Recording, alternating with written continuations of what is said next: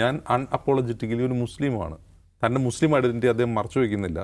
നിങ്ങൾ എന്നെ എത്ര ഭീകരനാക്കാൻ ശ്രമിച്ചാലും ഞാൻ അത് തന്നെയാണെന്ന് വിളിച്ചു പറഞ്ഞുകൊണ്ട് അതിനെ കൗണ്ടർ ചെയ്യുന്നത്. ഒരു ഡിബേറ്റിനിടയ്ക്ക് അദ്ദേഹത്തോട് ചോദിക്കുകയാണ്, നിങ്ങൾ ഇസ്രായേലിനെ അംഗീകരിക്കുന്നുണ്ടോ എന്ന് ചോദിക്കുകയാണ്.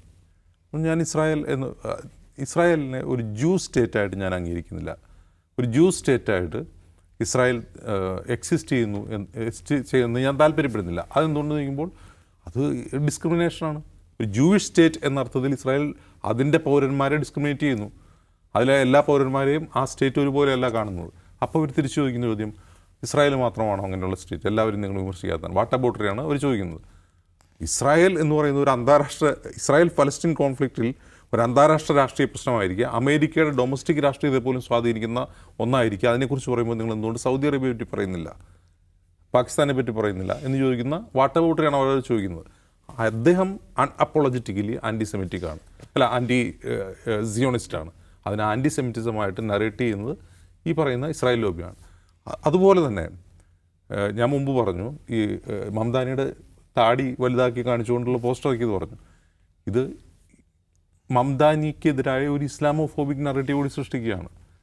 എന്തൊക്കെയാണ് അദ്ദേഹത്തിനെതിരെ വിളിച്ചു പറഞ്ഞത്? ന്യൂയോർക്കിൽ ട്വിൻ ടവർ തകർത്ത 3000 പേരെ കൊന്ന ആളുടെ മച്ചുനനാണ് ഇയാൾ. ഇദ്ദേഹം ഗ്ലോബൽ ഇന്തിഫാദയെ പ്രൊമോട്ട് ചെയ്യുമ്പോൾ സംഭവിക്കുന്നത് അദ്ദേഹം ഗ്ലോബൽ ജിഹാദിനെയാണ് പ്രൊമോട്ട് ചെയ്യുന്നത് എന്ന് പറഞ്ഞുകൊണ്ട് അദ്ദേഹത്തിന് ഇസ്ലാമോഫോബിക്കായിട്ടുള്ള സ്റ്റേറ്റ്മെൻറ്റ്സ് ഇറക്കിയായിരുന്നു എതിർപക്ഷം ചെയ്തത്. അപ്പോഴാണ് അദ്ദേഹം പറയുന്നത്, ഞാൻ അൺഅപ്പോളജറ്റിക്കലി ഒരു മുസ്ലിമാണ്. തൻ്റെ മുസ്ലിം ഐഡൻറ്റിറ്റി അദ്ദേഹം മറച്ചു വയ്ക്കുന്നില്ല. നിങ്ങൾ എന്നെ എത്ര ഭീകരനാക്കാൻ ശ്രമിച്ചാലും ഞാൻ അത് തന്നെയാണെന്ന് വിളിച്ചു പറഞ്ഞുകൊണ്ട് അതിനെ കൗണ്ടർ ചെയ്യുന്നത്.